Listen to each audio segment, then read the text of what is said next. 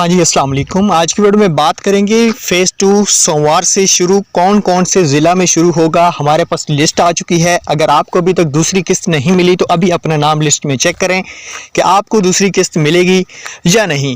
تو چلیں آپ کا ٹائم ضائع نہیں کرتے، اس سے پہلے اگر آپ گھر بیٹھے پیسہ کمانا چاہتے ہو تو نیچے واٹس ایپ میں نے گروپ دے دیا ہے، اس کو جوائن کر لیں۔